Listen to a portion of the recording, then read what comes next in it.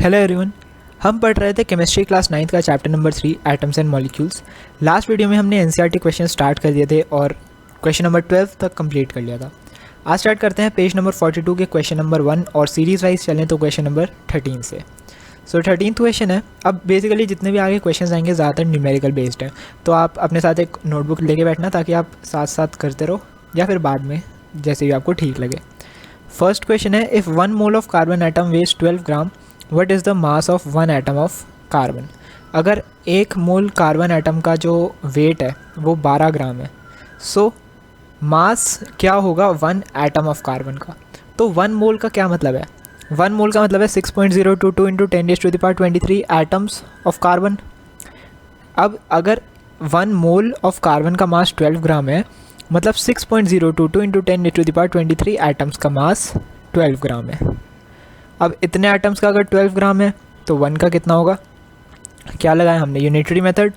ठीक है, कि अगर इतने एटम्स का मास इतना है तो 1 का कितना होगा? इसको डिवाइड कर देंगे, 12 को 6.022 इंटू 10⁻23 से डिवाइड कर दिया तो हमारे पास आंसर आ गया 1.99 इंटू 10⁻⁻23 ग्राम। बेसिक क्वेश्चन था ये।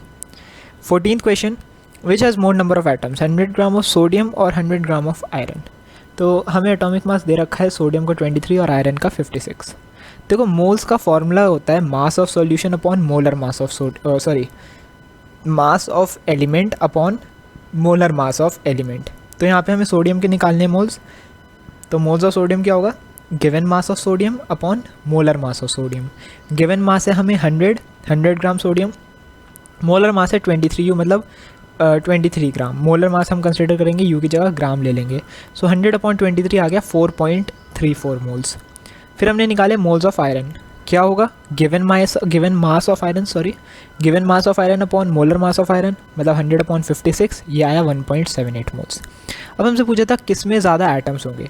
तो देखो सिंपल सी बात है, अगर नंबर ऑफ मोल्स ज़्यादा हैं तो ऑफकोर्स नंबर ऑफ एटम्स भी ज़्यादा होंगे, है ना, क्योंकि 4.34 इंटू 6.022 इंटू 10⁻23 और आयरन के केस में 1.78 इंटू 6.022 इंटू 10⁻23।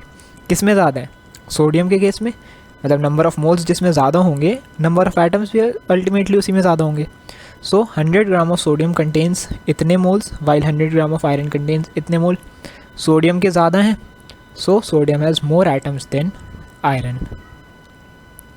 फिर पेज नंबर 43 एंड 44 के हिसाब से क्वेश्चन नंबर 1, वैसे question 15, 0.24 gram sample of compound of oxygen and boron was found by analysis to contain 0.096 gram of boron and 144 gram of oxygen. Calculate the percentage composition. मतलब हमारे पास 0.24 gram sample था एक compound का जो oxygen और boron से बना है। उस कंपाउंड में 0.96 ग्राम था बोरॉन और 0.144 ग्राम था ऑक्सीजन। अब आप इनको और इसको प्लस करेंगे तो यही आ जाएगा, मतलब इतने में से इतना बोरॉन था और इतना ऑक्सीजन था। हमें दोनों का कॉम्पोजिशन निकालना है, तो ये काफ़ी ईजी होता है। जैसे हम परसेंटेज निकालते हैं, सेम फार्मूला है, ठीक है, गिवन अपॉन टोटल इंटू 100। ठीक है, तो जैसे होता है ना, हमें मार्क्स की परसेंटेज निकालनी है। मान लो आपके 60 मार्क्स हैं 70 में से, तो कैसे परसेंटेज निकालते हैं? 60/70 इंटू 100। यहाँ भी वही करना है। टोटल कितना है? 0.24। बोरॉन कितना है? 0.96। तो परसेंटेज कैसे निकालेंगे? 0.096 सॉरी। तो परसेंटेज कैसे निकालेंगे? Given upon total into 100। 0.096 upon 0.24 into 100। इसको आप सॉल्व करेंगे तो आपका आएगा 960/24, जिसको आप लिख सकते हैं 40। तो ये आया 40%। अब देखो सिंपल है, 40% आगे तो ऑक्सीजन का कितना होगा? 100 - 40, क्योंकि ओवरऑल परसेंटेज 100 होती है। एक की 40 आ गई तो दूसरे की कितनी होगी? 100 - 40 60। तो आप वैसे लिख सकते हैं, बट अगर स्कूल में आपको मना करते हैं वैसे लिखने को, तो आप ये वाला मेथड दोबारा ऑक्सीजन के लिए यूज़ करेंगे। Mass of oxygen 0.144 gram, mass of compound 0.24 ग्राम। तो percentage of oxygen same formula 0.144 जो मास है ऑक्सीजन का, 0.240 जो टोटल मास है, इंटू 100। इसको सॉल्व किया 1440.24, जो सॉल्व हो के आ गया 60।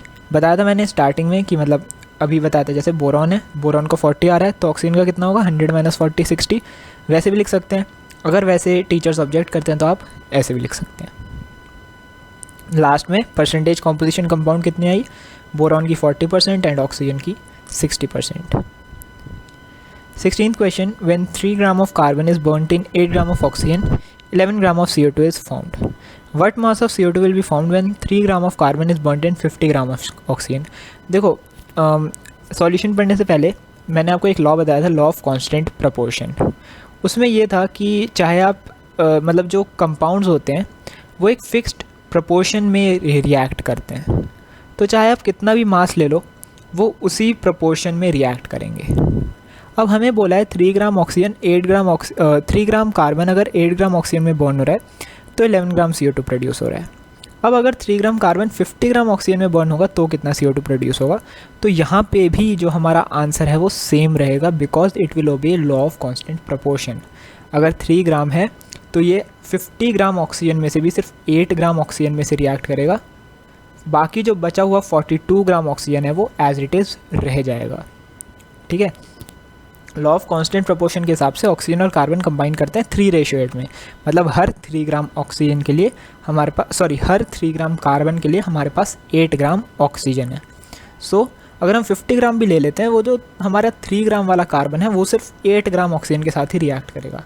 जो बचा हुआ 42 ग्राम है, 50 - 8 जो बचा हुआ 42 ग्राम है वो ऑक्सीजन एज इट इज़ रह जाएगा unreacted. 17th question, I hope आपको ये समझ आएगा, ये थोड़ा ट्रिकी क्वेश्चन था। ठीक है, तो अगर आपको कंसेप्ट नहीं पता होता ये वाला तो देर में भी चांसेस कि आप इसे गलत करके आते हैं। Next, what are polyatomic ions? Simple definition, वो आयंस जो बनते हैं when group of joint atoms, मतलब जब एटम्स ग्रुप में, मतलब पहले एटम्स हैं उन्होंने ग्रुप बनाए और फिर उनमें चार्जेस आए। जैसे NH4 दो अलग अलग एटम्स हैं, नाइट्रोजन के एटम्स हैं, हाइड्रोजन के एटम्स हैं और उनमें चार्ज है, so they are polyatomic ions, those ions which are formed from groups of joint atoms, joint atoms के ग्रुप से बने हुए ions हैं, उन्हें हम कहते हैं polyatomic ions। ठीक है, एग्जाम्पल NH4+, CO3 2-, SO4 2-, ये सब क्या हैं, polyatomic ions। Next, right the chemical formula of the following. Magnesium oxide, तो अब ये फार्मूला मेकिंग आ गया। ठीक है, बहुत क्वेश्चंस करें, सो अब आई होप कि आपको ये सब समझ आने वाला है जो मैं बताऊँगा। मैग्नीशियम क्लोराइड, सिंबल है मैग्नीशियम और क्लोरीन का। मैग्नीशियम की वैलेंसी 2+, क्लोरीन की 1-, क्रॉस किया क्या बन गया, MgCl2। सेम करना है सबके साथ। कैल्शियम ऑक्साइड, कैल्शियम की 2, ऑक्सीजन की 2, क्रॉस किया Ca2O2 CaO। अभी मैं यहाँ पे थोड़ा एक्सप्लेन कम कर रहा हूँ क्योंकि ऐसे क्वेश्चंस मैंने बहुत सारे बता दिए हैं। अगर अभी भी आपको ये कंसेप्ट क्लियर नहीं है तो आप पुरानी वीडियोस जाके दोबारा देख सकते हैं, वहाँ पे प्रॉपर एक्सप्लेनेशन के साथ मैंने बताया कि इनको कैसे क्रॉस करते हैं। फिर दोबारा Cu की वैलेंसी 2+, NO3 की 1-, क्रॉस किया Cu NO3 का होल ट्वाइस, ब्रैकेट लगाना ज़रूरी है। एल्यूमिनियम क्लोराइड, Al की 3+, Cl की 1-, cross AlCl3। Calcium carbonate, Ca की 2-, Ca की 2+, यहाँ पे गलती कर दी, Ca की 2+, CO3 की 2-, क्रॉस किया दोनों को Ca2 CO3 का होल ट्वाइस या CaCO3। यहाँ पे ब्रैकेट लगाने की ज़रूरत नहीं है क्योंकि 2 से 2 कैंसिल हो गया है। 19th question, give the name of elements present in the following compounds.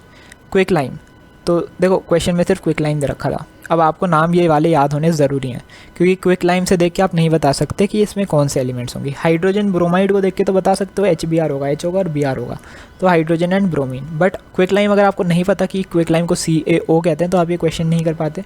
सो ये कॉमन नाम याद रखने ज़रूरी हैं। क्विक लाइम को हम कहते हैं CaO, that is calcium and oxygen. फिर बेकिंग सोडा को हम कहते हैं NHCO3, जो बना है सोडियम से, हाइड्रोजन से, कार्बन से और ऑक्सीजन से। Sodium, hydrogen, carbon and oxygen. फिर पोटेशियम सल्फेट K2SO4, पोटेशियम से, सल्फर से और ऑक्सीजन से। 20th question, calculate the molar mass of the following. Molar mass निकालना है। ठीक है, इथाइन हमें दे रखा है सबसे पहले। इथाइन 2 कार्बन 2 हाइड्रोजन, ये फॉर्मूला गिवन होगा। सो 2 mass of carbon into 2 carbon है ना, तो mass of carbon into 2 plus 2 hydrogen है तो mass of hydrogen into 2। So 12 into 2 plus 1 into 2, 24 plus 2 26 gram per मोल। फिर है सल्फर S8, मतलब मास of sulphur into 8, 32 into 8 256 gram per mole. Then phosphorus, mass of P, mass of phosphorus into 4, 31 into 4 124 gram per mole. Hydrochloric acid, mass of एक H and mass of 1 Cl, mass of H plus mass of Cl, 1 plus 35.5 36.5। Last nitric acid HNO3, HNO3 क्या है, mass of 1 H plus mass of 1 nitrogen plus mass of 3 oxygen. So 1 plus 14 plus 16 into 3 15 plus 48 63 gram per मोल। तो ऐसे हम molar mass calculate करते हैं। I hope आपको इस तरीके के क्वेश्चंस भी आ गए होंगे। Next, what is the mass of 1 mole of nitrogen item. एक मोल नाइट्रोजन आइटम्स का मास कितना होगा, gram atomic mass of nitrogen है ना, 1 मोल है क्योंकि, तो 1 मोल किसके इक्वल होता है, ग्राम एटॉमिक मास के। नाइट्रोजन का ग्राम एटॉमिक मास मैंने कहा था आपको याद रखना है 14 ग्राम। एल्यूमिनियम आयंस, एल्यूमिनियम एटम्स के 4 मोल। अब 4 मोल है ना, तो ग्राम एटॉमिक मास ही लेंगे एल्यूमिनियम का, बस इंटू 4 कर देंगे उसे, तो 27 into 4 108 gram. 10 moles of sodium sulphide, मतलब पहले molar mass of sodium sulphide into जितने मोल्स हैं, कितने मोल्स हैं 10, यही होता है जितने भी मोल्स दे रखे हैं इंटू उस सब्सटेंस का मोलर मास। तो यहाँ पे हमें मोलर मास कैलकुलेट करना पड़ेगा पहले। तो Na2SO3, Na के 2 हैं तो 2 इंटू 23, सल्फ़र का 32 प्लस 3 ऑक्सीजन का 3 इंटू 16, तो 46 प्लस 32 प्लस 48 इंटू 10, सो 126 इंटू 10 1260 ग्राम्स। तो ये आ गया इसका मास 10 मोल्स के साथ। Next, convert into moles. देखो हर टाइप के क्वेश्चन आ रहे हैं जिस टाइप के पॉसिबल हैं। ग्राम एटॉमिक मास से मोल्स निकालना, मोल्स से ग्राम एटॉमिक मास निकालना, इतने मोल्स का कितना मास होगा, इतने आइटम्स में कितने मोल्स होंगे। So everything is covered in this. First है 12 ग्राम ऑफ ऑक्सीजन गैस। तो देखो 12 ग्राम ऑक्सीजन गैस में कितने मोल्स होंगे ये हमें बताना है। एक मोल ऑफ ऑक्सीजन गैस में, देखो ऑक्सीजन गैस है ना, ऑक्सीजन गैस मतलब ऑक्सीजन मॉलिक्यूल, ऑक्सीजन मॉलिक्यूल है तो हम मॉलिक्यूलर मास लेंगे, ठीक है। ऑक्सीजन गैस का मतलब मॉलिक्यूलर मास। अगर यहाँ पे ऑक्सीजन एटम होता तो एटॉमिक मास लेते, ऑक्सीजन गैस है तो मॉलिक्यूलर मास लेंगे। मॉलिक्यूलर मास क्या होता है, O2, मतलब 16 इंटू 2 32 ग्राम। सो अगर एक मोल में 32 ग्राम है तो यूनिटरी मेथड के हिसाब से 1 ग्राम में 1/32 मोल होगा। ये 32 यहाँ डिवाइड में चला जाएगा। 1 ग्राम में 1/32 है तो 12 ग्राम में कितना होगा, 12/32 3/8 0.375 moles. Next 20 gram of water.